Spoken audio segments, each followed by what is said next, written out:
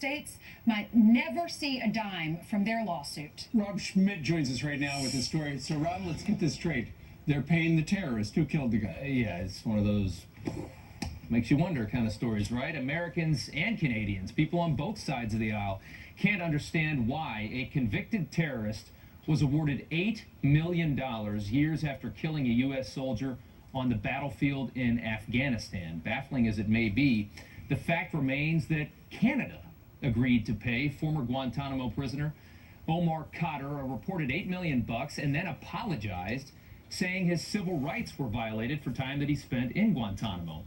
Canada's leftist Prime Minister Justin Trudeau supports this settlement. In 2002, Khadr was just 15 years old, and that's part of why this lawsuit came about.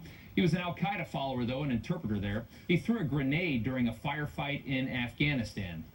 Well, the explosion from that killed Special Forces medic Army Sergeant Christopher Spear, seen on the left, and then blinded soldier Lane Morris. That grenade did a lot of damage. People from across the political spectrum are furious over this $8 million payout.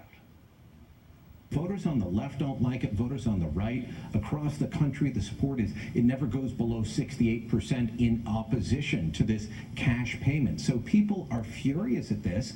And I would say that it's more a tale of what happens when you have a naive politician who was elected for his good looks, his hair, and the socks that he talks about when he goes on with Kelly and Ryan, than it is what happens with the justice system. Well, Tabitha Spear, the widow of Sergeant Spear, won a $134 million wrongful death default judgment against Khadr 2 years ago in the state of Utah. But she and her kids won't be seeing a dime of that money because a judge in Canada is refusing to freeze Khadr's assets. That's where Khadr lives. The two sides expected back in court in the fall to begin working toward a trial on the Utah judgment. Their side of the story is that he was 15 years old. He was charged with murder. I think the youngest Guantanamo Bay had ever seen as far as detainees. He was tortured for 10 years.